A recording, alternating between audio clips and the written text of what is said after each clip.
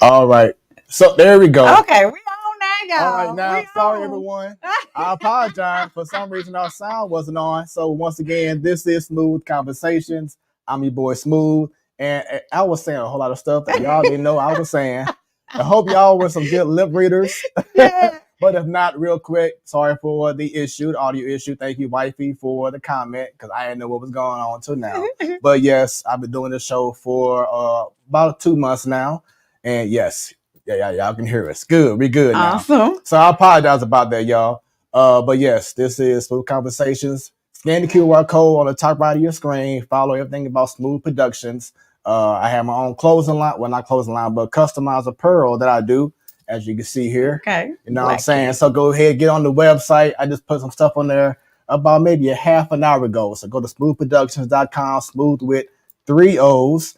You'll see everything when you hit the QR code. Follow me on social media, and there we go. And as you see right here, I have, once again, a wife, a newlywed, should I say, a mother, an entrepreneur, a singer, Miss Everything here, Miss Kalanda Kay. So once again, thank you. There we go. Thank There you. we go. Do it again. That's all right. So for those who didn't understand the lip reading, we were talking about collaboration versus competition. You were talking about being on the radio, and how you were told like, "Hey, this is pretty cool that you open up opportunities for others." Yeah, which is like what I'm doing with Smoooth Production, by here, Smoooth Conversation, but with Smoooth Productions as a whole, because I'm very big on wanting to collab and getting people's voices out there, getting their stories out there, because everyone sees what they see online, or what they see in the paper, or what they see on stage. Yes, you know, they don't understand what goes on behind the curtain. Man, it's a lot of work behind them curtains. Behind the curtain. And for those who didn't lip read earlier, I'm a professional DJ as well. I'm an MC, host, sound engineer. And going back to, once again, your cousin, shouts out to him once again. Code Zero. He done some work, helped me out with some equipment in the past. And it was something I had for a long time, a speaker just blowing out all of a sudden. And I was like, man, let me see about him, because I knew him from a former business partner of mine, and put me on game. And Code Zero held me down, and I appreciate him. So that's the collaboration that we're talking about. Because you can have people like him, who doing something that I'm doing, and be like, I don't want to help you, right? Because now you might outshine me. And, it's like it's not even called for. So I'm sorry. Going back to what you were saying, that's about real. The radio, though. No, exactly that. I feel like in this industry, everybody's unique in their own way, right? Everybody's going to provide something different because we are made individually. Right. So I feel like when we collaborate, we're being smarter.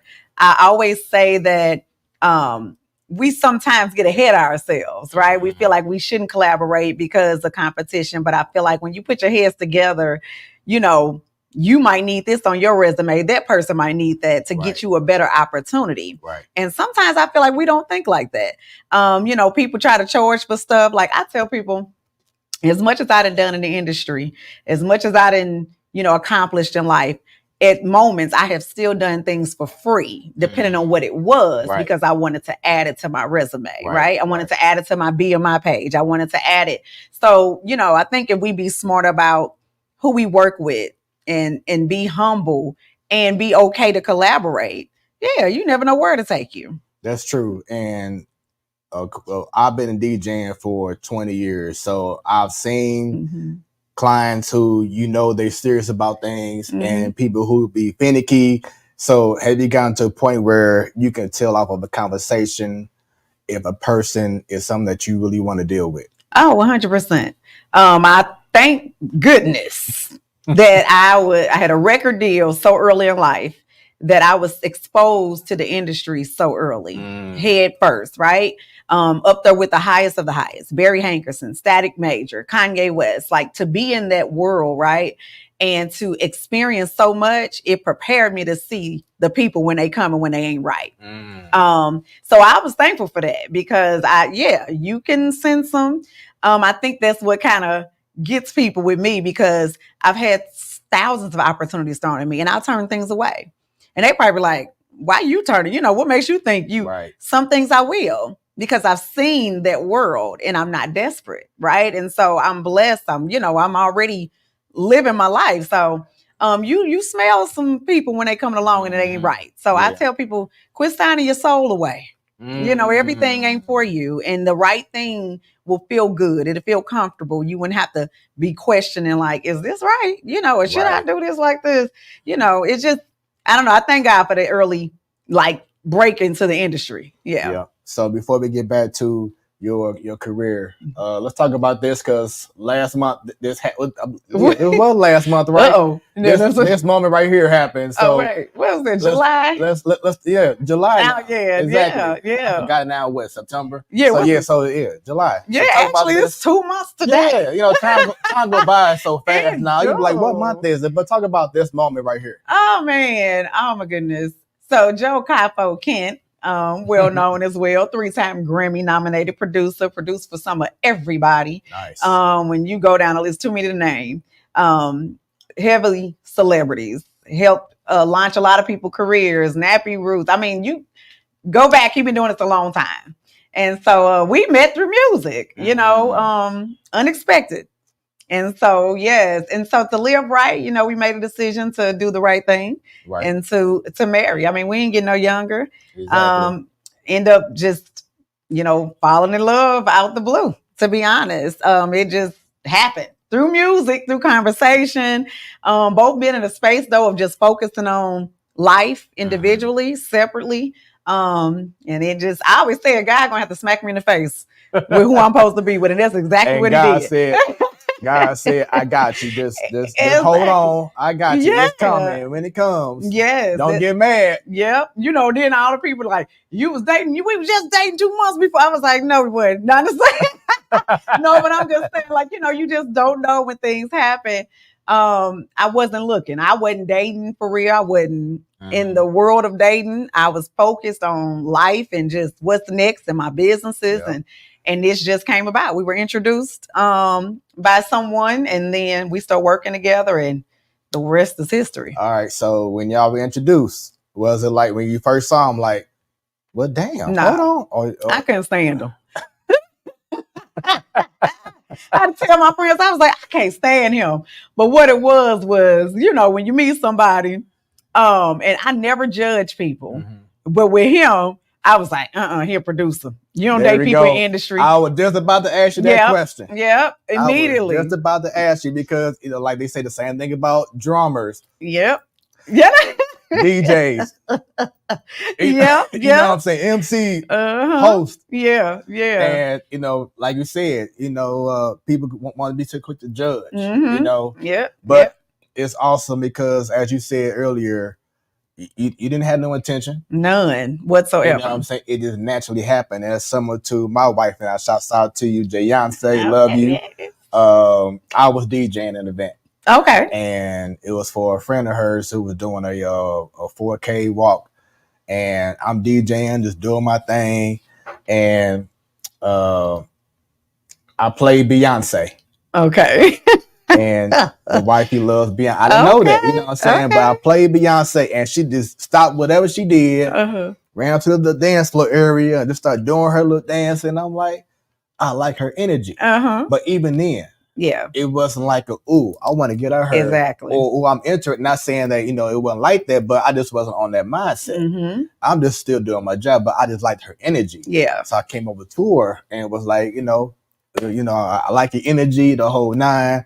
And I had to play a song for her because she was teaching a routine as well. Okay. Because she likes to do fitness. Nice.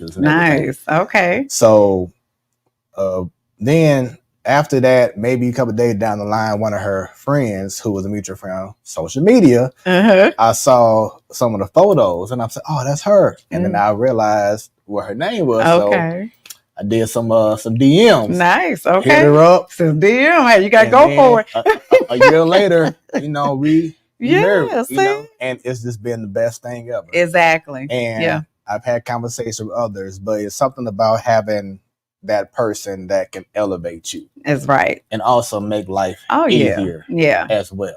So I'm pretty sure that's how y'all feel both together right now. 100%. Yep. I think, and that's what sold me. You know, he took initiative in my music career for me. You know, I've met a lot of people along the way, and it's always something. You know, when you're a beautiful woman, every woman know it, and you dealing with men in the industry, it's always something behind it, right? And so, you know, that was the first thing that wasn't there with us, right? He didn't get out of line. It wasn't none of that. It was like, this business, let's do our business. Right. That was the first thing that got me. And then secondly, you know, it was like, what can I help you with? And immediately he started helping me with, you know, my career, like what I need to do next, you know, as far as everything. So that was also, okay, man, to take initiative, you know, so I was checking the boxes. I'm like, okay, exactly.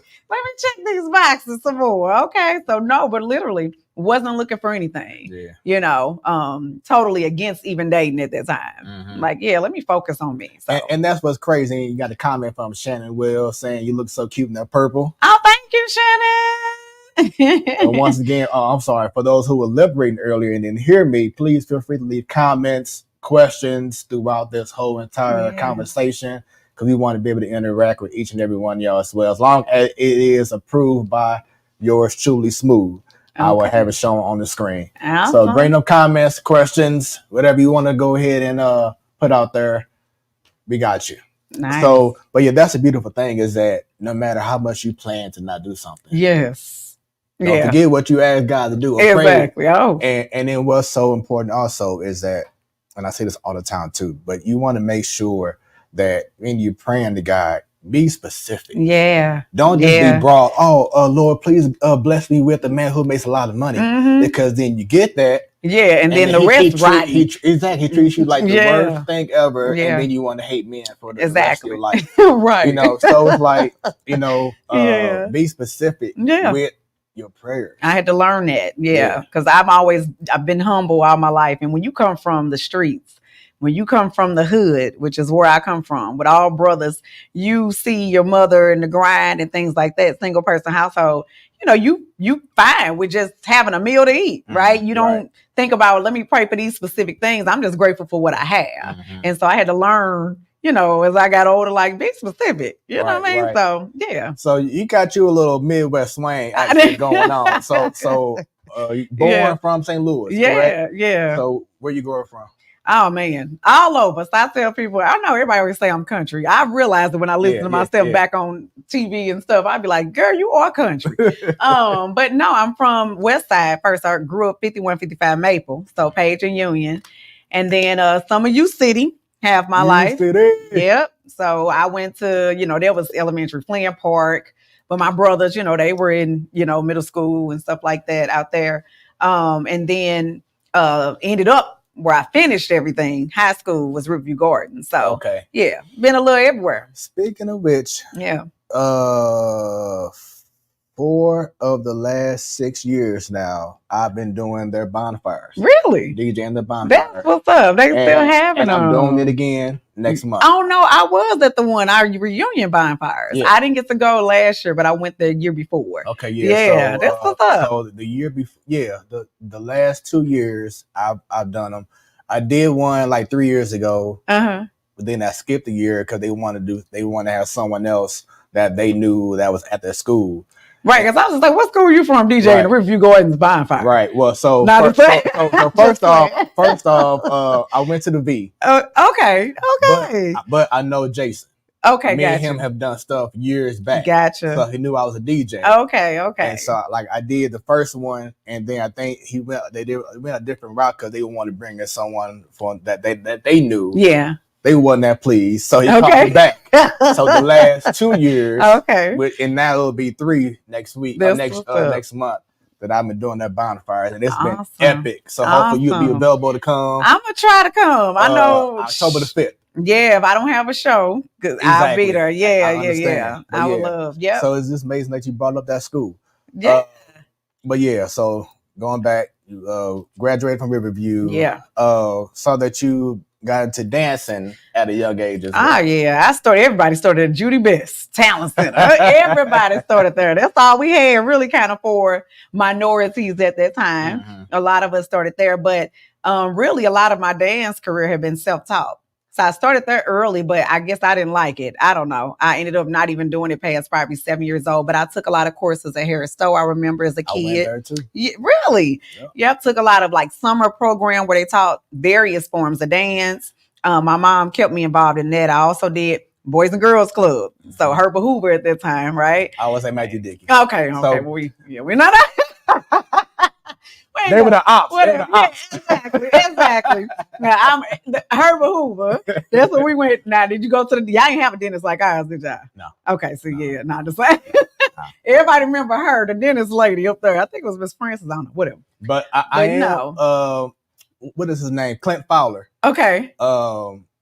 I knew him from my high school years. Okay. Because my boy used to go with his daughter. Okay. With one of his daughters back in the day. So gotcha. I knew him before I knew that he was a part of Herbert Hoover. Nice. As well. But, but we all family. Yeah. There we go. St. Louis so small. It is. Everybody know everybody. Yeah. But continue. I mean, I ended up teaching dance. I started teaching early, at like 14, 15 years old, just, always in the street, Mayday Parade, getting the groups together, we dancing. And then honestly, DJ Co-Zero and his wife, MC Mill, had me dancing at like 7, 8 years old at grown folks' parties where we got paid to perform, like real dancing, like routines. So I started early making money, like performing for events with them.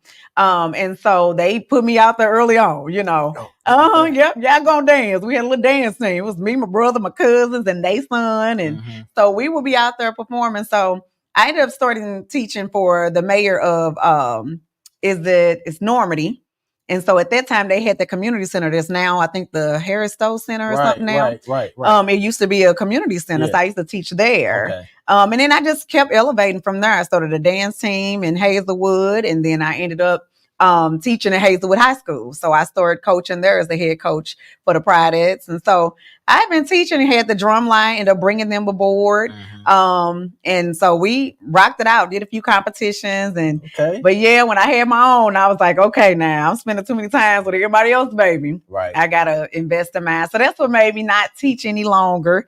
It was hard to let it go. But I spent a lot of years teaching. So you said something that got me, because that's how I am. You said self-taught. Oh, yeah. So after you saw yourself getting to a certain level of like, okay, I'm doing this, were there still other dancers that you kind of looked at online or saw on TV to say, I want to incorporate that to what I'm doing? Actually, no. I was one of them people, to be honest, was like, you're not going to outdance me. So even if I did like theater, I traveled, we've been to Florida. I've done a lot at the Grandale. I've done the Zach. I mean, I've done Marcel Theater. I was always one of the head dancers. And even then you weren't going to outdance me. So I was the one that was going to stand out as a dancer. And so for me, that just add my own personality, being myself has always been, what I've done. I love to watch dance. Yes. But even my choreography all came from me, just making it up. But theater, I work with other dancers, other choreographers, but we end up dancing together, right? Or we end up inputting stuff together. And so collaboration, because you just never know. When you're in entertainment, last minute stuff happen, especially in theater. I mean, the same day, have to reorganize choreography in the same day, so things like that happen. And you always got to be ready. And so for me, that was a lot of, my creativity, just like on the spot, to be honest. So, yeah. Nice. And going back to self-taught, I self-taught myself in regards to DJing. Okay. That's dope. And drums as well.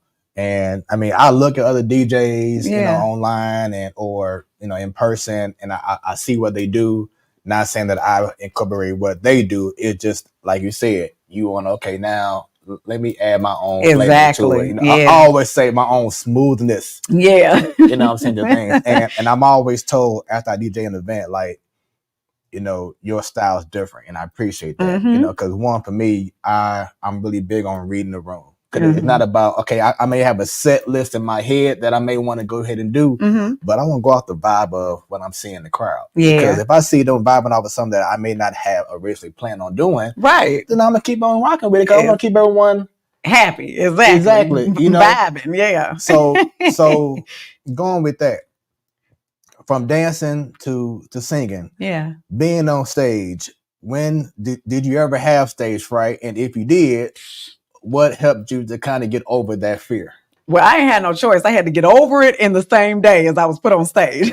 So my mom, she signed me up for a city versus county. I don't know if y'all remember them. They had the city versus county talent shows. They used to have a Sodan in the big auditorium. I don't recall that. That's and crazy. People from the county schools, it wasn't even age groups. It was like any age talent could enter. And my mom entered me, and it was thousands of people, the whole auditorium full. I'm like 10 years old. And my mom like, you gonna do this talent show? I'm like, versus these grown people? Like, look at these. I was terrified, and I ended up winning. So, and it was crazy. I remember I sang, I think, Eyes on a Sparrow. Wow. But I was terrified. But never would have thought that I would have won a city versus county. So I won my little $1,000. I spent it all on gummy bears and pizza, but I won my money. Like, I was like, okay, so that helped me really say, okay, I guess I can do this. Like, to win out of all them people, like, that was crazy. Yeah. Self-taught singing as well? I actually pretty much, I did Gospel Music Workshop of America as a kid. And there was more opera though. So all of that was operatic. And we did the Fox Theater Nutcracker, the voices you'll hear behind the whole ballet. That was the Gospel Music Workshop of America. So I started that probably, my mama said I'd be saying 5. She was like, you was younger than that. So I'm like, okay. So just something that you were just blessed with. Yeah. Well, my dad can sing, my mom can sing, my brother can sing. Okay, so it's all in the family. Yeah. And that's where it started from. Okay. And just all of a sudden, how come she can sing? Like my mom, my grandmother, my late grandmother and late auntie, great aunties, and etc. They have voices. Me, I wasn't blessed with the voice. Okay. But I was blessed with being able to like feel music. Yeah. So I'd be at school, hitting things, whatever. It's in your bones. And then now, I found out later on after I became a drummer that my grandfather was in the drum corps. Oh, nice. My uncle was a drummer. Then when I started DJing, found out that my cousin was a DJ, and then my uncle DJ, and then this person DJ. And I'm like, okay, so now it makes sense. Now we from what I recall, the males that I know wasn't blessed with voices. Oh, really? The women. Okay, all the women can sing. They can sing. Okay, like my wife.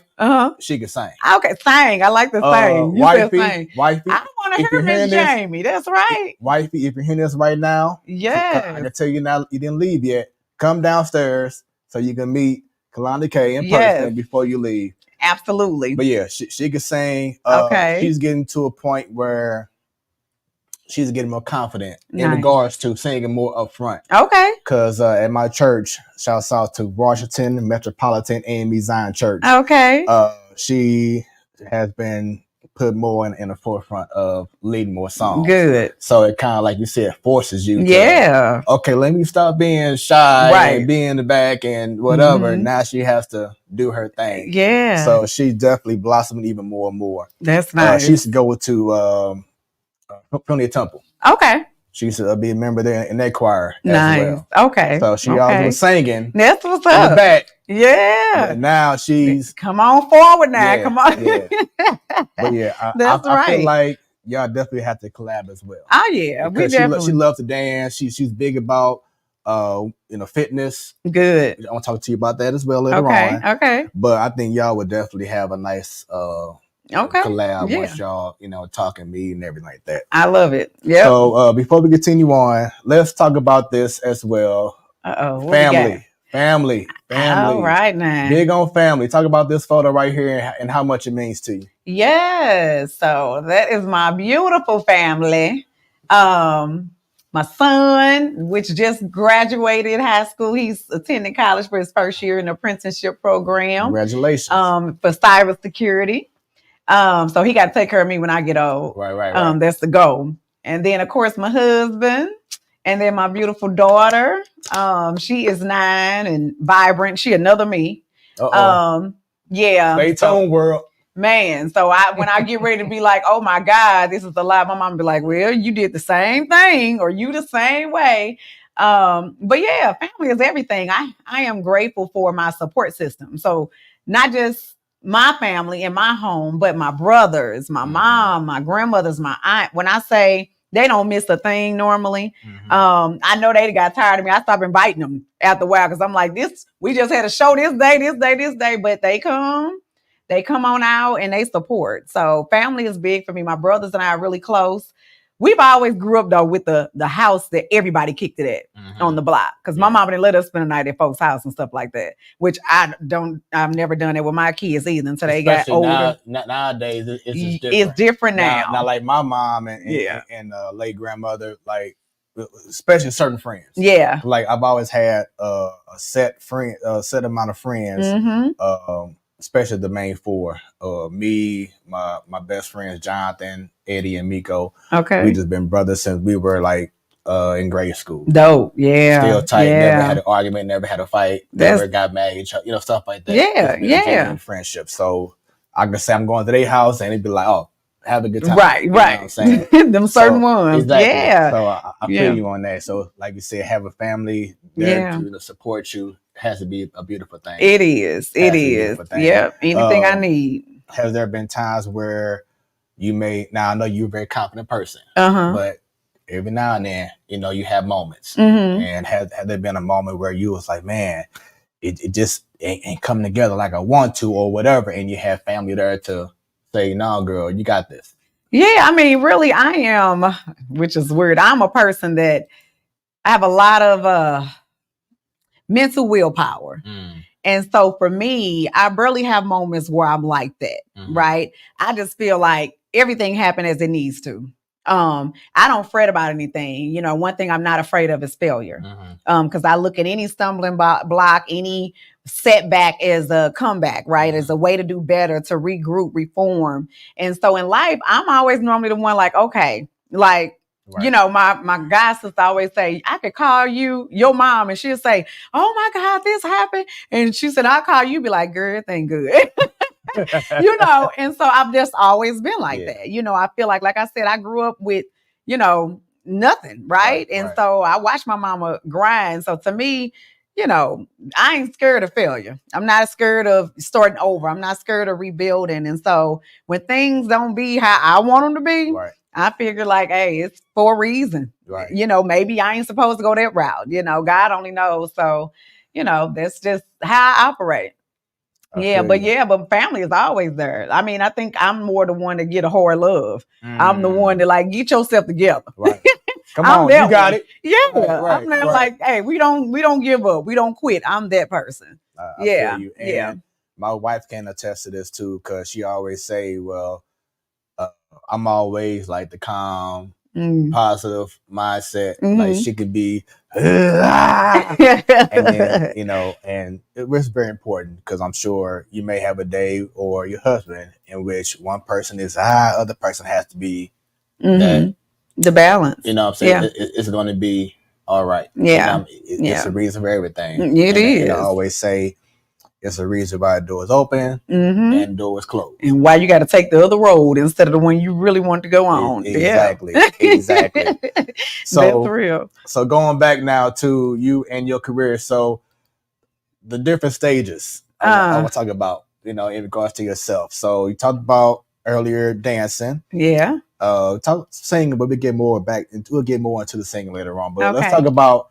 I saw this picture here. I'm like, okay, she out here just killing it. That's throwback. The model. Yeah. Let's talk about Kalanda, the model. I got thrown into that too. Everything you sing, like I be getting thrown into it, right?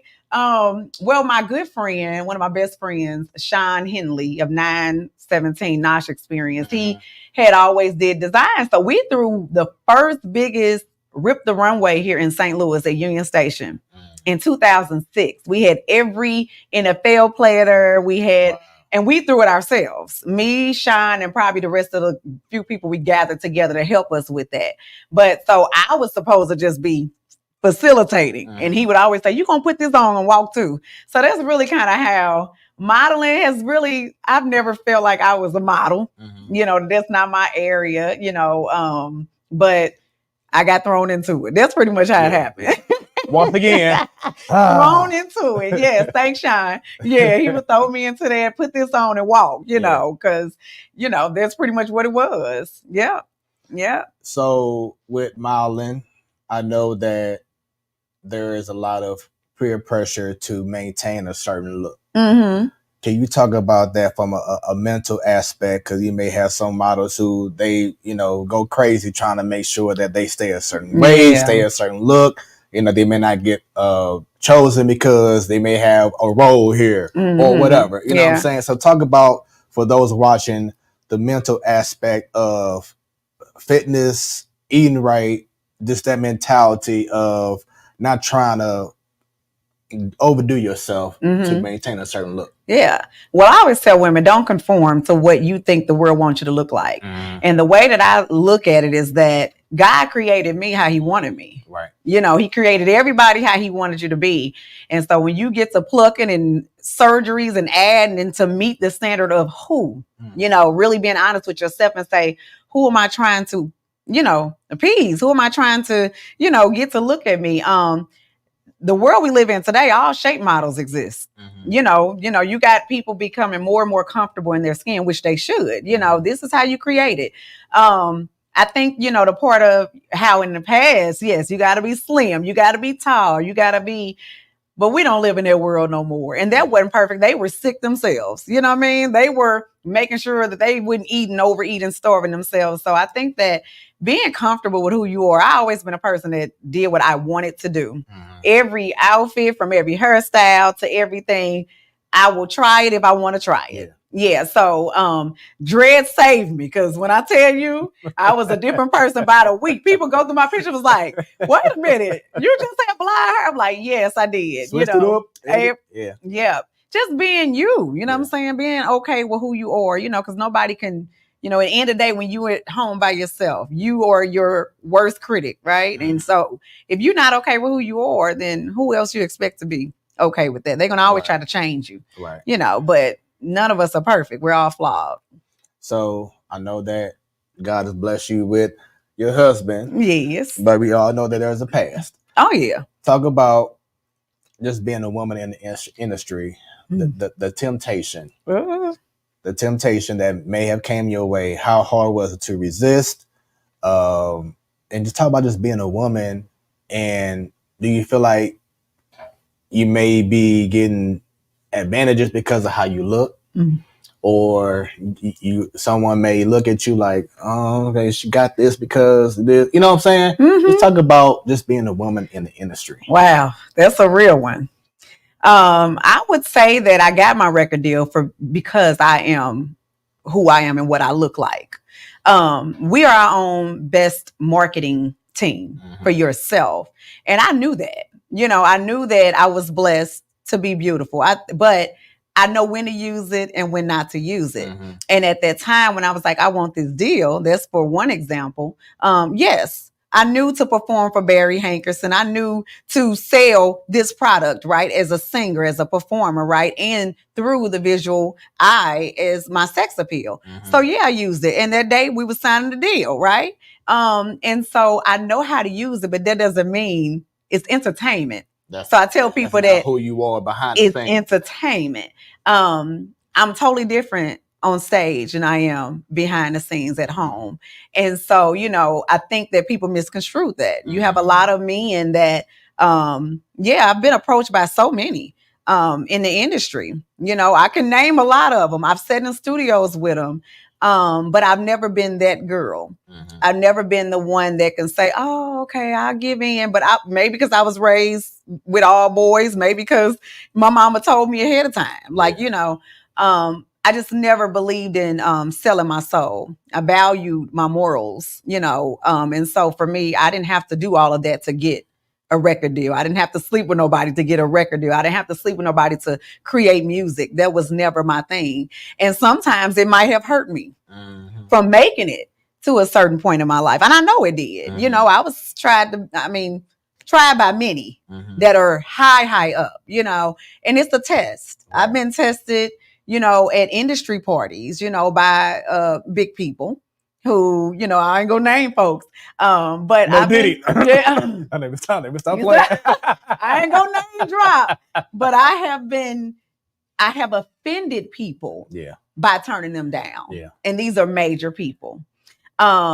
But I look at it like, oh, well, I mean, we've been escorted out of parties quickly because I've offended people by turning them down.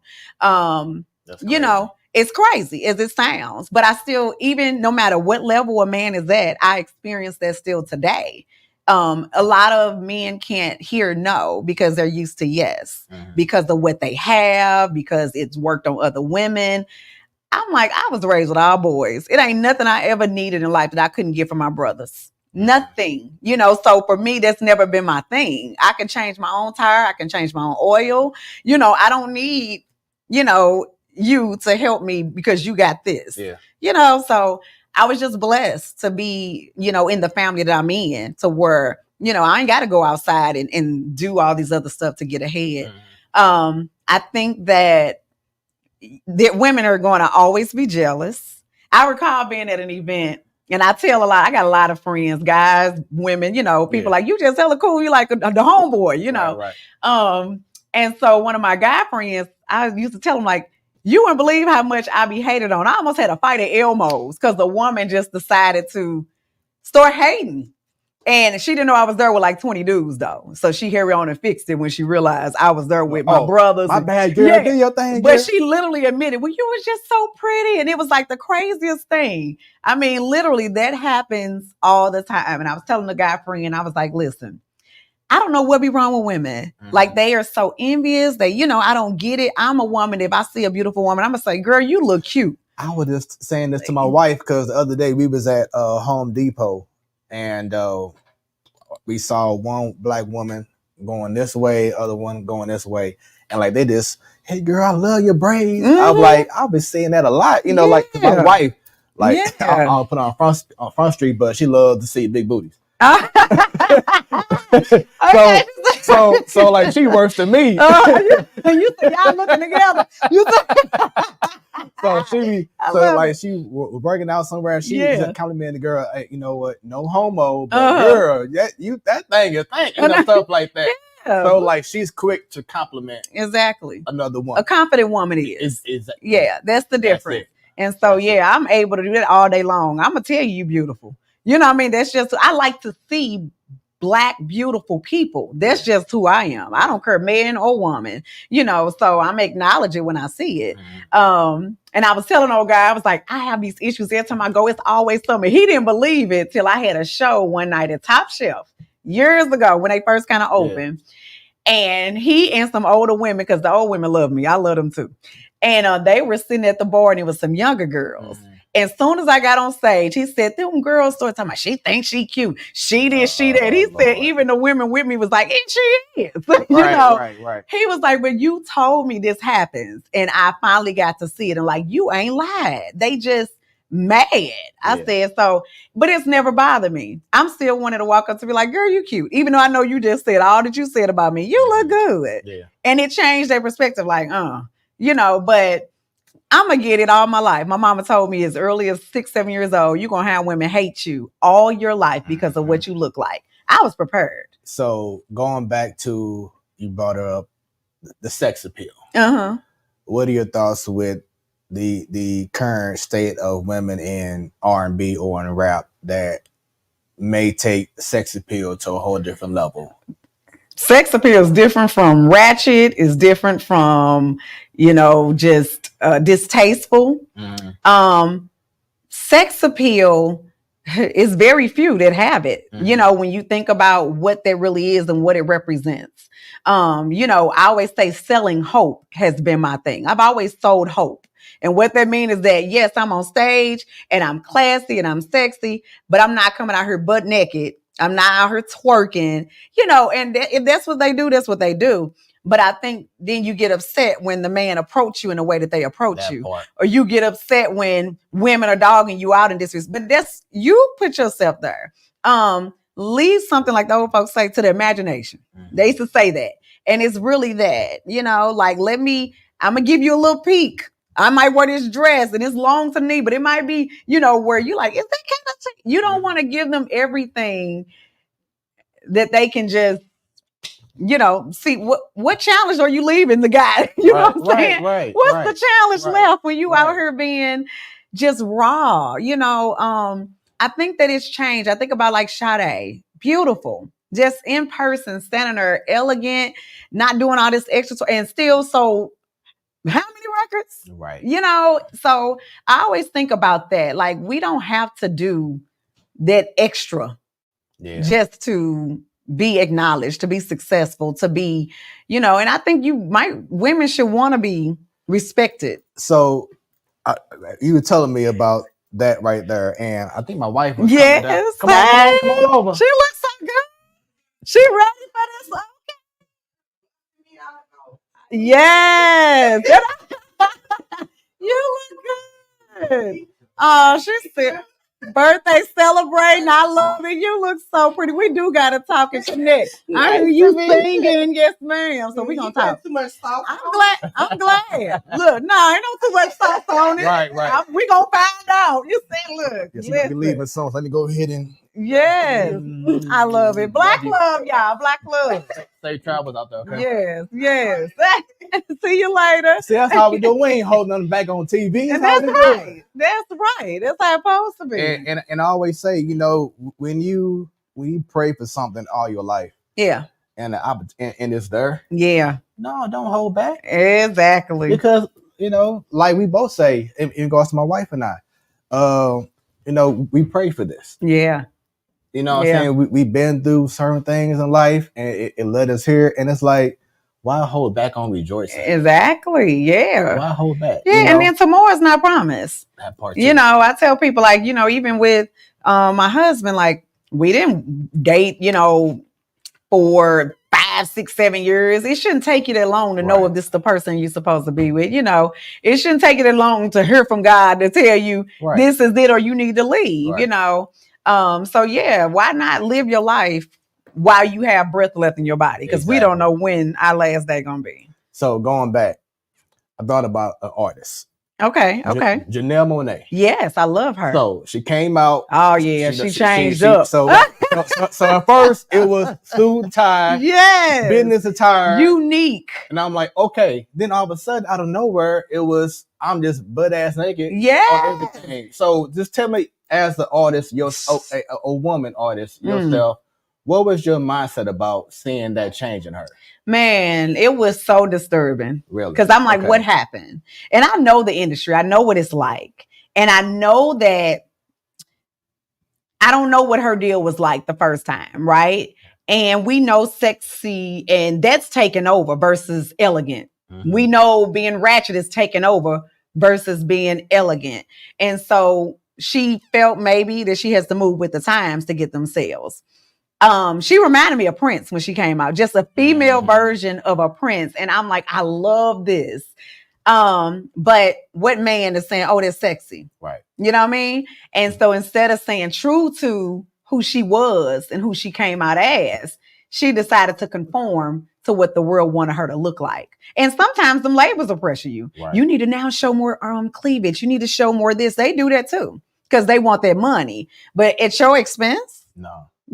And like you said before, don't sell your soul. Yeah, don't sell your soul. And a lot of them do. So when you see these artists flipping like that, that's most likely what has happened. And I think that what happened during a certain time frame in Music Soul Child. Yeah. Because when his first 2 albums, when I say sick. It was just timeless, like no skipping. Yep.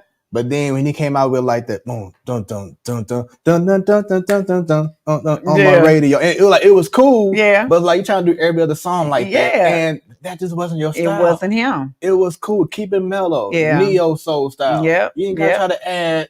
Yeah. Trying to meet where the time is. No. Stay in that certain lane because that's what people loved you for. Yeah. And that's exactly that's real. Like that was one thing when I got my deal that I despise this question. Every time people would say, well, who do you think you sing like? I always say myself. Mm-hmm. I don't want to sing like nobody else. I want to sing like me. I want to sound like me. And so people will quickly try to put you in a place. And I'm like, I've never been a person that could be boxed. First of all, I dance, I sing. There's so many things that I do. You can't box me to be who you want me to be. So I think artists, if they just stay true to what they want to do. Right. And there was one thing I wasn't going to do is conform to what the industry wanted me to do or who they wanted me to become. I know before I do that, I would let all of it go like I did. No, take the deal back. Here you go. Slide it right on back to tape. Right. There you go. I'm good. They like, you sure? I am sure, and so I'm like, no, I'm okay. I'm okay on that. So got some more photos of you hitting runways, like you said. Oh yeah. Like you see this photo here. Like what goes on in your mind when you see your look, your facial expression? That's hilarious. Your stance. Yeah. The posture, everything. I'm just in the zone. I tell them like you be a whole different person when you on stage and when you got a job. I just say these are my jobs. Yeah. And so I show up for work. Mm-hmm. Yeah. Show up, show out. Up for work. I like it. I like it. So this photo here. Yeah. When I saw it, once it loads up for me. So when I saw this photo, I instantly thought about COVID. How much of an impact did COVID affect you in regards to going out doing shows and etc. during that period of time? Mm-hmm. How much did it affect you? Yeah, a lot. I think that everybody kind of was like scared. Let's say that, this wasn't nothing to play with. People was dropping like flies. And I definitely was like, I don't have to be near anybody. The crazy part is people be like, what was most detrimental for you for COVID? I'm like, I actually enjoyed being stuck in the house with my kids, being able to face myself every day, no matter what that was. And, you can't escape and go out and kick it. And, right. I enjoyed that time. I really did. So for me to not be able to perform, I was okay with it. Whenever the world needed to open back up, I'm like, okay. I don't think for me, it was really a big thing. I enjoy being in the house. Yeah, I did. And I would say for me, it actually helped propel the platform sports talk show because we had every now and then guests, but it took a turn for the better because a lot of people had to stay home. Exactly. So then they were available. And then I started using, Zoom and StreamYard. Yeah. And so all of a sudden, like every week, we had big guests after big guests after big guests who were available. Okay. And that just changed the brand to now people know about, sports people know about the platform sports talk show. And even before COVID, we had St. Louis's own Jahadi White. He came to my old house and he was like, man, this setup is like better than any setup I've even been a part of. And he's been on shows before, when he was in his prime, doing his thing. But to have so many people who are huge figures, not just local, but globally, be available to be on the show because of everyone had to shut it down for a minute. And then even when things opened up, people still knew about the show. So now the network and the communication of, hey, this show is good. Get on this show. So for me, it actually made things better. Okay. But also, and I'm sure you can attest to this too, but it happened for a reason. Yeah, it did. But then also, it shows you how you need to adapt. Mm-hmm. You can't stay the same way. No, you had to change. If you ain't changed after COVID, something wrong. Exactly. You had too much time in that house by yourself. Yeah. You can go to the bar. You can go up your homie house and release. You had to face yourself in that mirror. Yeah. And that was the time for all innovative ideas to come to life. Mm-hmm. You had nothing but time in the house. Being creative. Yes, nothing but time. Yeah. So that definitely helped me. But and I'm sure for you and like even other DJs that I've seen, they start getting online doing DJ shows and I was doing that. You know what I'm saying? We still do. Every now and then we'll do a DJ event here at the house, live stream. Dope. Matter of fact, I'll tell you about it in the future. Yeah. So when y'all develop, y'all can come through. Definitely. Like we be having like original house parties. Okay, that's dope. Here. I love house party. Old school. So I'll keep y'all in mind. Okay. You know what I'm saying? For future stuff. Yeah. But, like I said, COVID, it definitely forces you to be creative. Yeah, it did. It should have. Right. Adjust, adapt. You can't just have the same back prior to 2020 mindset. No, you have to come up and be like, okay, and there was a time, I got to switch it up. Literally, because a lot of people couldn't work. A lot of people, so people had to figure out how I'm gonna make some more income, and so if it didn't motivate you to kick something off, I don't care if it's starting the writing of an idea, I think COVID definitely should have did that. Yeah, 100%. So talked about once again dancing, modeling. Yeah. Got into singing. Let's get back to it even more. So I saw that you did this event in Florissant. Down the street, pretty much. Yep, around the corner. Exactly. And so just talk about as an artist, being able to make others smile through music. Yeah. Talk about that. That's always been my thing. When I started in live music, I was with a band called Slam. And so it was an all Caucasian band. And then it was me and my friend Tendia, a hair whisperer. We were in the band together. And so starting out with live music, at that time we doing a set list of what's most popular. But when I started going into my sector of the urban world of live music, I picked all the songs that I know resonated with my heart. And I would actually be at shows and women would come up to me and like, they're in tears. Like, thank you for singing that song, or thank you. That's always why, the why behind why I do it. It's not to get up there and be seen. It's not to get up there. When I sing, I disappear. I be in my own world, And so for me, that's always the beauty of it. We had a lady at this event, actually with my band, Fat Pocket, who husband just passed and she just like, can y'all please sing his favorite song? And it wasn't even on our list, but we did. And one of our lead singers went down and slow dance with her during that time. And she was just bawling. So just moments like that, music is therapy. It is truly rewarding to your soul. When you listening to good music, I can't say all this music is. But for us old school people who like, we had good music back then. And so those songs, they'll take you to a place. Help you remember why you fell in love, help you remember, grandmother or, rituals in your family and things that you always done. Music is therapy. And it's a beautiful thing. So a few shows ago, I had someone that you know very well, Drew Bethany. Yeah, Drew, that's my boy. And I saw that y'all had a collaboration, a video that y'all did. And man, yeah. And I asked him about being an artist. Do you feel that going through something makes a better song? Yeah. You always write from experience. That's the truth in music that comes out when you perform it specifically, to me. You want to write about your experiences. But everything you hear in music, somebody has been through it. Whether it's you or a friend or your brother or your cousin, somebody has been through something that motivated you to write, regarding to that situation. So I think definitely you feel the heart of it. That's why I got my favorite singers. I'm like, I love me some Fantasia. I love me some Jennifer Hudson. When they sing, you can feel every bit of life and Leandria Johnson, you can feel their stories through their vocals. That's why I love Etta James.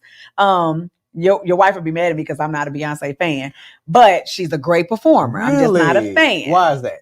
Please tell me. I don't feel the soul in the music. Really? Yeah. I like to make me cry. I want to listen to the music that's going to make me tear up or make me be like, man, that's what I look for in music that I hear. Is she going to call? Hey, hold on. But baby, we still got some time left. Can I kick her out the house? I know she's gonna put me out. I'm telling you, I got some friends that will go to bed with me over there like, what? But I'm like, I never said she wasn't talented. She's talented, but for me, what resonates with me in music, you gotta have the connection. I want to feel the soul of it. You can feel when people have had hard times. You can feel that through their music. When you done had it all your life, sometimes I think you miss the mark, right? I mean, people don't believe it, but I think it's a real thing. Yeah. I get you. Once again, you are watching Smoooth Conversations. Hope you all are enjoying the show so far. Like and share this with others so we can have even more people tuned in. After we're done with this show, throughout the next few days, you'll see highlight clips from this show. So for those who are like, oh, she said this during the show, well, let me go back and watch the whole thing. I got y'all. All right. So once again, scan the QR code, follow Smoooth Productions on social media. If you want to send me a Zelle, Venmo, PayPal, whatever you want to do, show love. It's all good. Everything will be right there at the QR code. I am with the one, the only Kalanda Kay. She is in the TSC, the Saunders Experience, and we just having a great conversation, just learning more about you, and that's what this show is about. Once again, I want to be able to, learn, grow, you know what I'm saying, collaborate, get inspired even more. So this has just been a great conversation thus far. So. And I love the setup. It's really nice. I'm like, this is a dope background. I'm like, this is real life, y'all. no green screen. Exactly. No. That's a real bar, real DJ stand. Yeah, this is nice. I love it. Thank you. Yeah. And I got to shout out to my wife for the creative thought. Well, actually, two people. Okay. Countess. Nice. Yes. So because we did the first show, we had bar stools, and she was like, man, my butt hurts sitting on this. So she was like, you need to get some lounge chairs or something. So I'm like, all right, well, I got you because I see the vision. Then the wifey, helping me out finding some lounge chairs. Okay. And so now we looking good. Yeah, and the setup is sexy. She found this online, the table, and I'm like, woman's touch. I like it. I like it. I mean, who am I to say no? You know what I'm saying?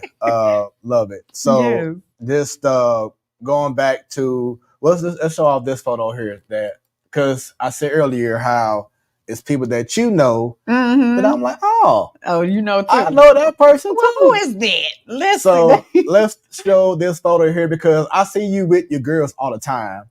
On social media. So let's talk about your girls real quick. Let's talk about right here up first. Yes. Well, that's my best friend and business partner. I call her my wife because we've been locked in for business since 2017, but we did a lot before that. We just was in college and stuff. But I call her my wifey because she is my other brain when it comes to business. And that's the top left, just so everyone to know to see. Yes. Let's talk about bottom left. Okay, so actually that day I just met her. Really? Okay. We just met at seeing Jennifer Lewis at the Urban League event. And so it was really nice and collaboration. We ended up walking out and we were talking on the parking lot and none of us left. It was like only us left. And we ended up meeting her and talking, and everything she do, she's like, we need to work together. So she has her own podcast. Nice. On iHeartRadio as well. And so, I met her on the parking lot that day. Dope. Yes. Top right. So top right, my best friend, Tiffany. And crazy part, when I met her, I was teaching her daughter dance at Hazelwood West High School. And did not know all this time that she and my best friend from college at the bottom were best friends at that time. And so my best friend at the bottom, Erica LaShawn, That's who I know. Yes. We became disconnected over a course of years from college, for various reasons. And that's how her and Tiffany were friends. And I didn't know. And then Erica came back around to my friendship circle. And I'm like, wait a minute, you friends with her? I teach her daughter dance. Yeah. Like, it was just a crazy thing. So those are my sisters.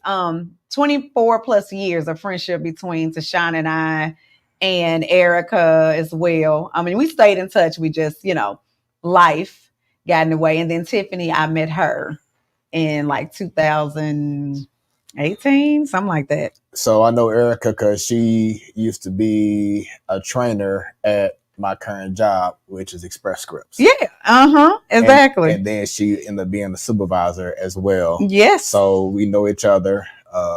Great person. She's always been, been kind to me and everything. So when I realized that y'all were cool, I'm like, and matter of fact, I think it was a Dirty Mugs event at what's that place at Westport called?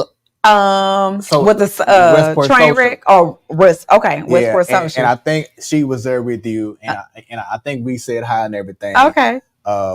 But yeah, so like I said, she's a very cool person. Yeah, that's my girl. Talking about Dirty Mugs and bands in St. Louis, so shouts out to your band, Fat Pocket. How many bands have you been a part of?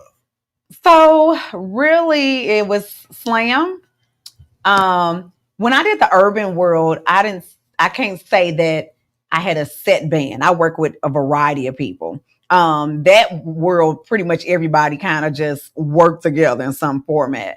So I filled in for people. I've also done like No Diggity. They're another Caucasian band that performs a lot of different places. I filled in for a lot of people. Lustralites. They do a lot of weddings. And then my solid band now is Fat Pocket. I've been with them going on 2 years now. Okay. Yeah. Mm-hmm. So talk about, because I've been a part of a band as well. Shouts out to the more soul era. Oh, nice. Okay. I've known what type of music?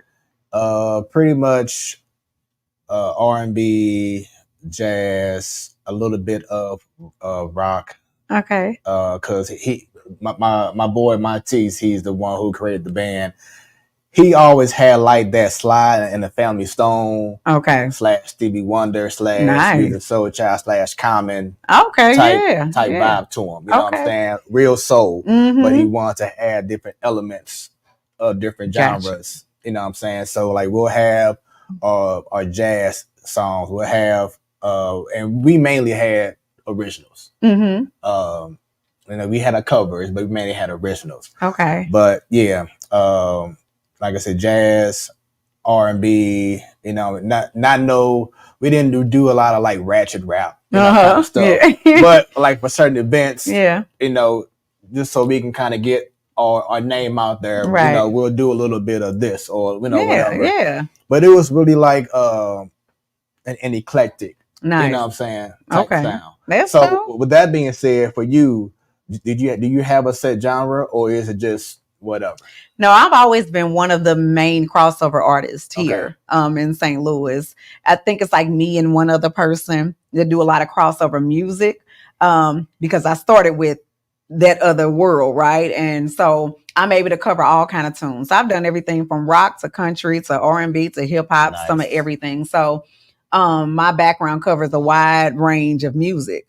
And so I've always been one that can fill in. That's why I get calls a lot, even still today, to fill in with different bands because I'm one of the ones that can do a variety of songs. Okay. Yeah. And now I think about it, I think the perfect band that I would say reminds soul era of is the Roots. The Roots, yeah. Out there, the Roots, yeah. That's dope. Okay. Because they can do whatever. Yeah. You need hip hop set, you need a soul, neo soul vibe. I got you. We had someone who can freestyle and rap. We had someone who can be on bass. We had someone who can be on horn. Whatever. Yeah. So I would say the Roots would be a similar comparison. Okay. That's dope. To what soul era, and we still do things every now and then because I have my own thing now, Smoooth Productions. Yeah. I kind of fell back and let them do what they do. Okay. I've been doing my own, thing, which has been a blessing for me. Kelvin Saxman Evans used to be in the band with us back in the day. Okay. So, even before he blew up to where he is, we've known each other for almost over 20 years. Oh, that's super dope. Yeah. Okay. So, it's so much talent here. It is. So much. So, shouts out to the band, shouts out to Kelvin, shouts out to everyone who's doing their thing. That's right. But going back to Dirty Mugs, I want to bring them up. They're like, he probably could say this too, they're probably the most requested band here in St. Louis. So like when you see that, does that drive you to be like, not trying to be competitive in a bad way, but it pushes you to say, I want Fat Pocket to get to that level as well. Like, what's your mindset in regards to that? He don't know Fat Pocket. He don't know Fat Pocket. So the interesting part is Dirty Mud's Cassandra is my girl. Okay. That's my girl. Kevin is my guy on the drums. We have history with working together in music too. But Dirty Mugs is not the top requested band. Urban wise, yes. Okay. Gotcha. But I do nothing but corporate weddings and rich folks' weddings. So we are paid well. Nice. And so the difference is that we barely have to do any public gigs because we are booked almost every weekend for a wedding or corporate gig. And so it seems like they're the most requested, but urban wise in that world, yes, they would be, because we do all types of music. We do crossover music. We do country, like I said, and we do some rock. We do some of everything that they want to hear. We rap. We do some Cardi B. We do some Lizzo. We do all of that. A mixture of everything. We do it all. And Fat Pocket has horns. And so we are requested a lot. We are booked through next year. Our calendar is barely open. August is normally supposed to be our month off, but we end up working this August. And then this weekend, I'm like, we got a weekend off. But that's very rare. So I think he's a guitarist, the brother who be singing as well. Chris Jones. I saw him at opening day. Okay, really? Yeah. So was that Fat Pocket too, or he just a part of a different band at that day for opening day at Kingdom Plaza? Yeah, he'll play with variety. We all would. Okay. Like we will fill in when we don't have a show. Gotcha. If we don't have a show, like most of our weddings are always on Saturdays. So if we free, and we can do something else, we will. And so yeah. Mm-hmm. So with you being in the music industry, I know you said that you had early deals. When was your first deal? How old were you? I was 21. Okay. So after you had your first deal, when was that moment when you actually had the American dream where your passion, music, was taking over a 9-to-5? Or are you still doing that now? I mean, actually, no, I didn't. Well, I need to get back to it. But I think that so much has happened in my last probably year and a half, 2 years. So when did 2023, I did the biggest show a St. Louis artist kind of ever threw at the Glendale Theater, not the dark room, inside the theater. Mm-hmm. And I had costume changes, transitions, and it holds about 600 people, and I sold more than half for that show. That was the kickoff of like me dropping my first single of my own music, just, really honing in on my craft. And so that started everything. I had the best publicist that I still in relation with. She is nationally. So Desiree Benson, shouts out to her, hooking me up with all of the placements. I also use Sony. This guy, Kevin from Sony, he does marketing for me, got me on the Breakfast Club. This is 50 Cent Magazine. All these placements all over there, interviews out of town on Uncut, TV Uncut. Just all of those things with my music. Yes, the whole 2023. That opened up additional doors for the radio show, for me doing ITV Network as the TV host. And so for me, I definitely was like, okay, now this is going so fast. And I got to drop a single, a new music every 3 to 4 weeks.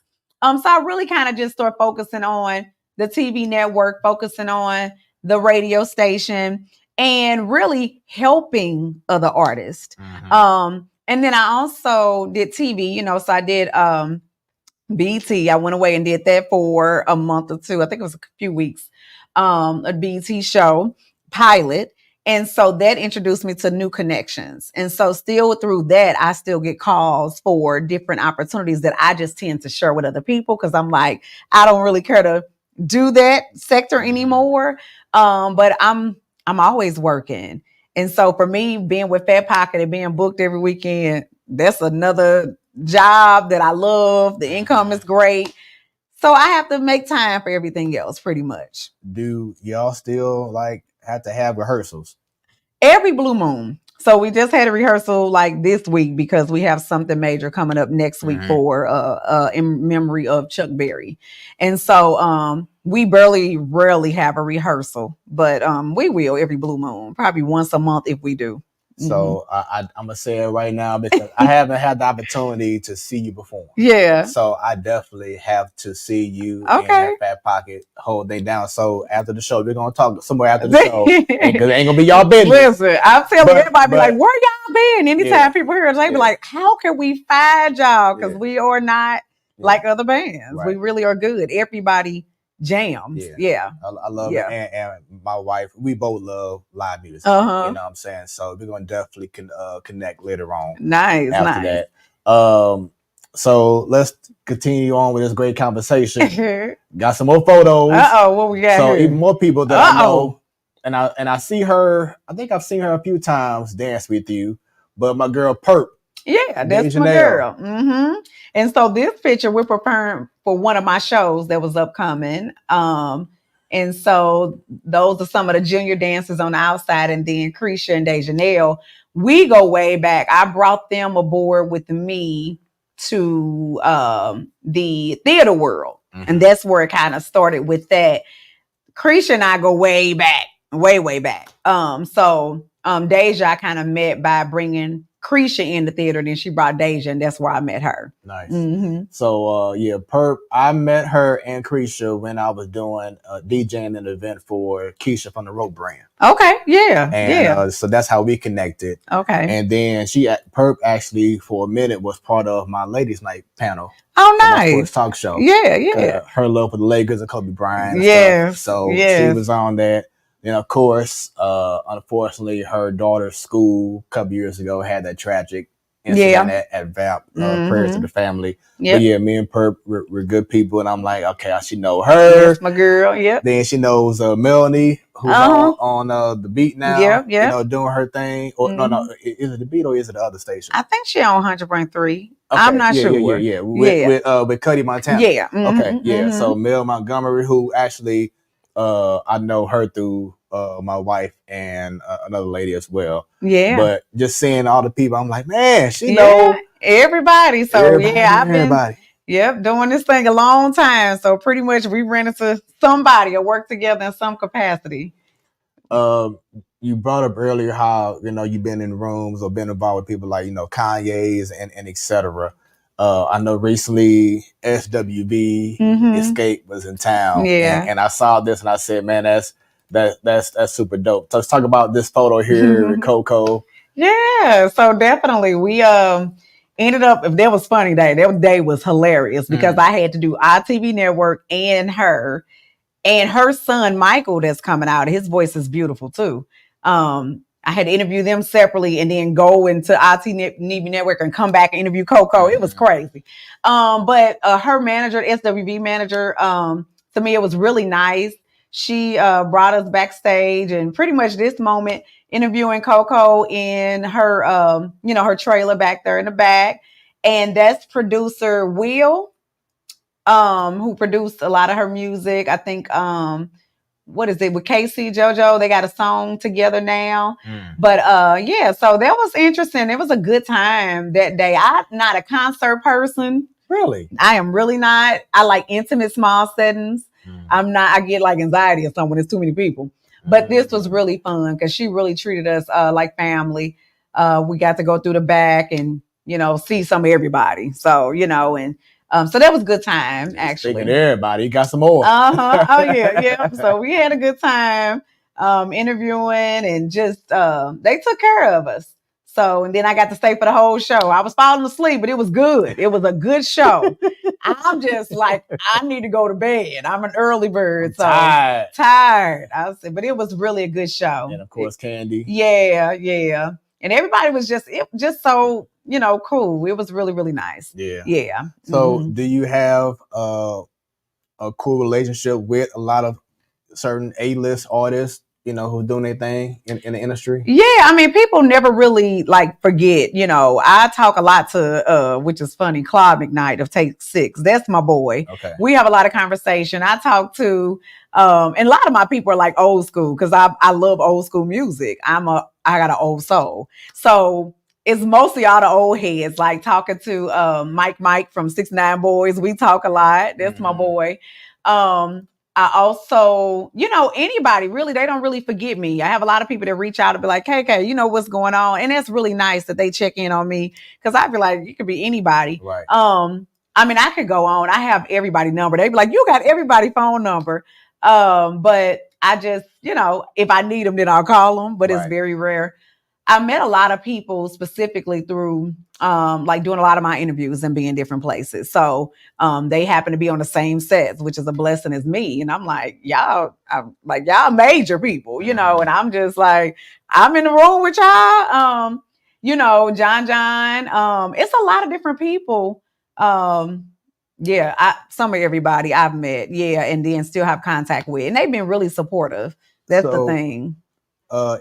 In regards to the music business, I saw like a couple years ago you signed. I'm not sure if it's the same now, but you signed to an agency. I forgot the name, but please remind me if you recall the name. But it was like 2022, and really? You was at a big table, and you was signing. Oh yeah, that's a no go. He cracking him. My husband cracking up. So it's old. That's old. Okay. Yeah, somebody that just overpromised. So that's why I want to bring it up. So yes. When you look into agencies, like what is something that you look at in regards to how can I trust you in regards to managing me? Yeah. So my thing is I have a lot of people that scouted to manage me and they still do. You need a manager. I've turned down a lot of different people. To me, I've never been where I really need a manager. I do a lot myself. All of this is on my own. My husband help and support of like my best friend, but everything, my schedule and all that, that's all me, everything. And so when this person came to me, I looked at it like giving them a chance, but of course my paperwork was good to where if they did not do what they were supposed to do, we could be able to part ways and there'd be no beef and stuff like that. But when you're looking for me, I always say you got to be able to do more for me than what I've done for myself. That's always my one thing. And I'm like, and if you can't show me that, then there's no need for you. So you want to make sure that if it's something you can do when you pull in on your support team and you could do yourself, what do you need a manager for trying to cut into your money? Right. And so for me, I was like, nah, we're not doing this. So I've always been smart. I'm going to keep a list of what I've booked, what I've done, and then I'm going to keep your list. And if it's not looking right, then we got to part ways. And that's pretty much what it was. And what about being with a label? Because you see so many people who for years have been under a certain label and now they're doing more of the independent route.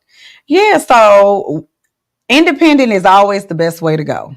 The world has evolved. Technology has come about. You could do everything yourself. Right. Every single I dropped, it's been me and my husband. And you could do it yourself. Long as you have like a good team. Like I said, my guy from marketing is amazing with Sony Records. I'm not signed, but he is, right there when I need him, website management, placement thing, just making good connections is really, what it's really all about. You don't need somebody cutting into your money.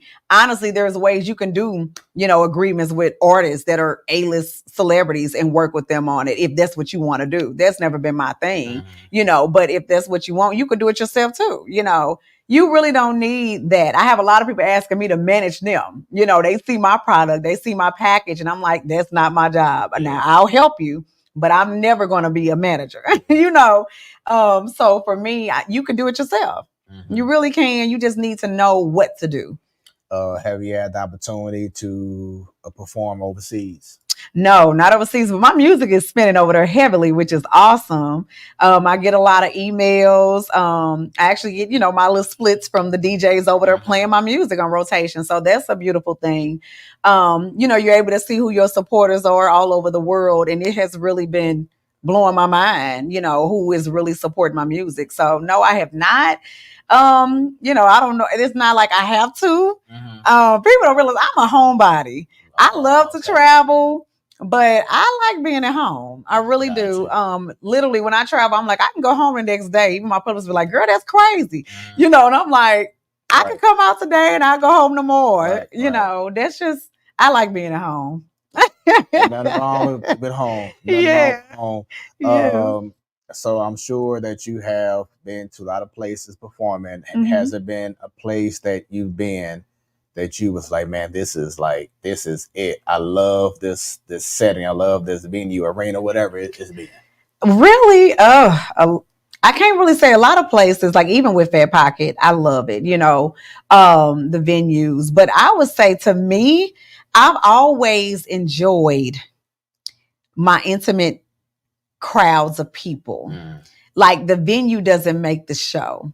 And so for me, yes, the Grandel was probably one of the largest places. And to me, that was monumental because no one had ever done it as an artist here in St. Louis, just an independent small artist, right? And being able to do what I did. But I like to see people. And so when I'm performing, I'm real goofy. I like to be in the audience. I like to talk to people. I like to be up close. So I did the City Winery. That was awesome. But I like to see people's faces. Like, people was like, I was at your show. I'm like, I didn't see you. Tell. Right.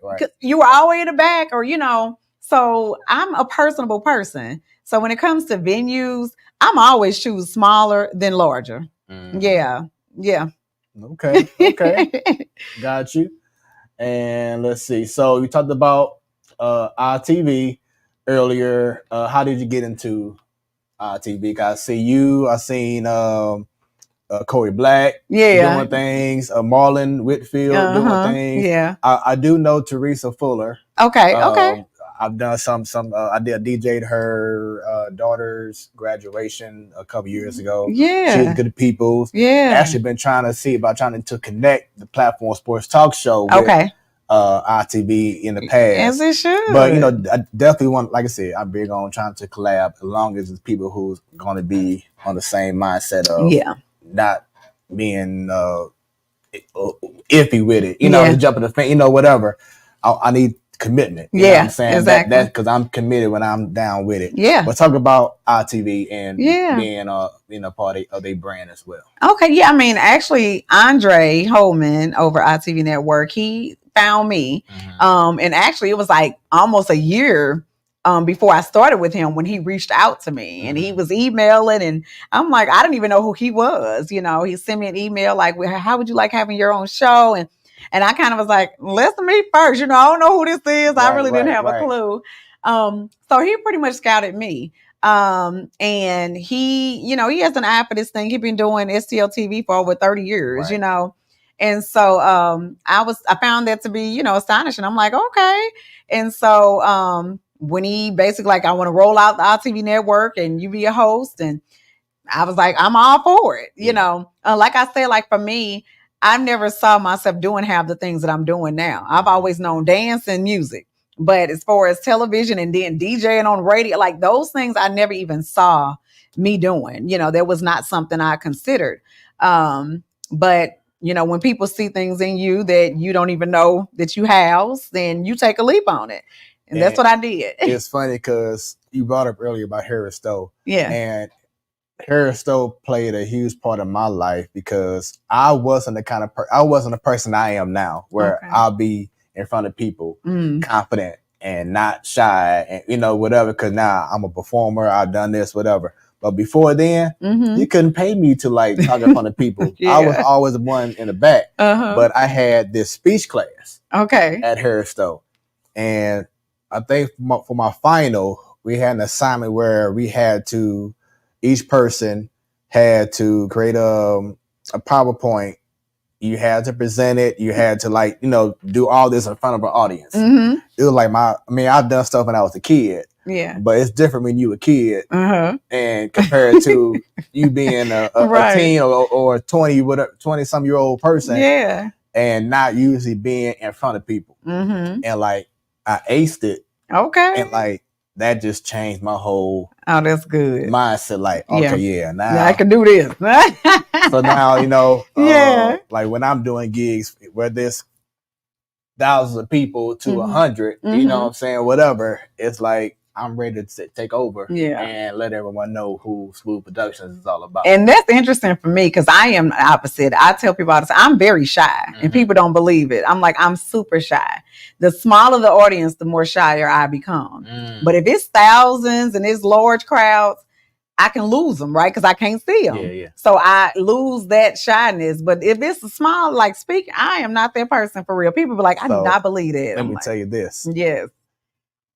When my wife and I go out to events, like birthday parties or whatever, like she'll talk her butt off. I'm usually the reserved one. You know what I'm saying? But like when it's times like this, or when I'm DJing, or you know, when the lights are bright, oh yeah, you know, now I want to know about you. But when I'm just kind of like out at a spot celebrating someone, you know, I'll say, hey, you know, what's up? But I'm not that person where I'm just going just be all out going and initiate everything. You gotta kind of like talk to me a little bit, and then I'll open up. I don't know why I'm like that, but I am because she be like, I'd be surprised that you're gonna be very quiet. It's like it's not like intentional, but it's like when I'm out, like I talk all the time when I'm doing smooth production stuff. So when I'm out and about, I kind of be on chill. Like I just want to enjoy the scenery, sit back, you know, and just vibe with, you know, with my wife, and the others come. It's all good, you know.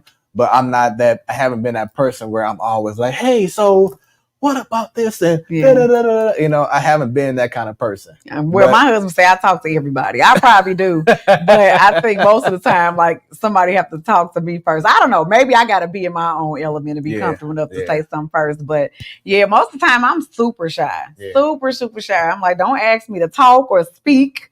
I don't know. That's so interesting. So Radio Riot. Let's talk about this show. And how amazing it is and how I got started. Well, actually, Radio Riot came about because, first of all, how I got my own show is because DJ Cut needed somebody to work the board for him. He's at KDHX with me too. G Wiz brought me in. Everybody know old school G Wiz. That's the godfather, that's how I look at it, of hip hop. He brought me in, and I did the board one day for Cut, and Cut was like, man, you got to stay on the radio with me. Like, you got to do the show with me. And I was like, Cut, you on the wrong day. I can't do Thursdays. I can't do Thursdays. So he was like, man, quit playing. So that's kind of how that went. And so, you know, the executive board was like, how would you like having your own show? And I'm like, I never thought about that, but okay. And so that's really how it happened. I couldn't do Thursdays with Cut. So they asked what days could I do and if I would be interested. And I was like, I guess so. And so Radio Riot, I don't know how, I think my husband and I came up with the name somehow. And, you know, the rest is history. It got started just wanting to highlight my community really as a whole. Of course, music, but I always say I'm not all about music. That was my goal for this platform, is to highlight businesses that you never see, for real, that are doing great things. That's the same with ITV Network. When I do interviews, I like to highlight people that you might not see all the time. I feel like we see the same people on Fox 2, the same people on Channel 4, the same people. I'm like, it's too many other great people out here. So yes, radio, having fun, bringing something new to radio, especially from KDHX, because it is a nonprofit station. However, the beauty of this station is we could play anything we want to. We don't have to be paid to play this artist over and over and over again. You're going to hear all types of music and we can play whatever we want. So I'm able to highlight artists that send me their music in as well. So I do that too. And then it helps them have hope in their music. They like, man, they playing my stuff, because you can't go to 100.3. I'm being honest. You can't go to 104.1 and think that your stuff just going to be played. You got to have a relationship with somebody and you got to pay, and we don't do all of that. Send me your music. Got to sell your soul just to get a song on the radio. Yes. But if KDHX needs some sports. Listen, I mean, that's crazy, because I think, was it Mayweather? One of them is getting ready to do like a podcast sports something, I think. I don't know. So hey, I think they still got some open slots. They might. I'm just saying. 7 years consistently. I know what I'm doing. Okay. All I need is that door to be open. I'll give you information when we get out here. Just go like this. I'll give you that info. Yep. Let's as soon as we off live, because I am definitely, we a family there, especially all the new DJs. We truly love each other. We support each other. We come and kick it on each other's shows. Like it's a family. It's not what it was at first. We are creating this new dynamic. Yeah. So before I was at this last slide, as I was doing my research on you, you're a woman of many entrepreneur businesses. Yes. Yeah. So how are those businesses going? Do you still have those all at one time now? Yes. Wow. So how do you manage that time to do so much stuff while being on Fat Pocket, while being a wife, while being a mother? I don't know. I don't sleep. That's what I don't go to bed. That's what I do know. Yeah, I pretty much I work day and night. I'll be up 4, 5 in the morning. I work until 12 at night if I have to, right? It got to get done. I've been blessed with all of my businesses, and they have sustained. So I'm proud of that. And I'm steady elevating and growing, buying commercial property. And so now I'm on the next thing. So I'm never stopping. I'm like just building, as I go. And so right now, I have the home health. I have the adult day program. I have a commissary kitchen. And then I have Gamers Island. That's what I want to talk about. Yeah. That's what I want to talk about. Yeah. I'm like, this is pretty cool to be able to have an outlet for the youngsters and even some old heads who want to get on the grown men be up in there. Yes, they do. Hey, don't judge me, but I want to come up here and play some match. They do. We have Madden tournaments. We have NBA tournaments. We have stuff for the old down to the young, and they come and they get there and it be serious. So we actually have a lot of organizations that rent it out that are adult organizations that like the Jeep Club and the Whitley Foundation. We have a lot of different people come in that want to rent it out and do their events. There too for the adults. So hey, there it is. Gaming is everything. It's everywhere. Yeah. Who thought about doing this? So we have some young men called STO Gaming, and they have their little group of gaming that they get paid to stream and game. They do this for real. And they actually brought the idea to me and my business partner and was like, what about a gaming center? And we don't even know nothing about gaming. I don't game. My son game though, and her daughter actually loved video games. So we was like, well, why not? So that's really much how we did it. Built it out. And now we're looking to actually expand. So yeah. Nice. Well, congratulations on this. Thank and so you. many things that you're doing.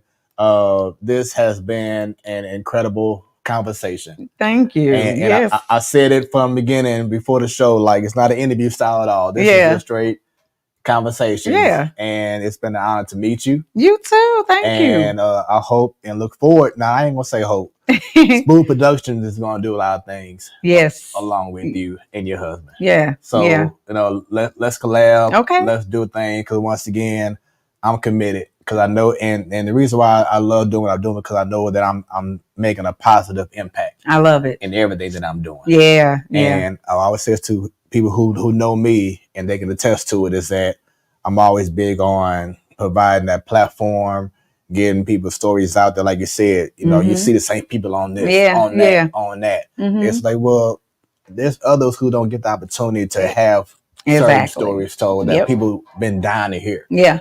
Or maybe they get on this network and they can't say this because they're restricted. And my purpose, I've always felt, is to just give people the opportunity to share. To share that.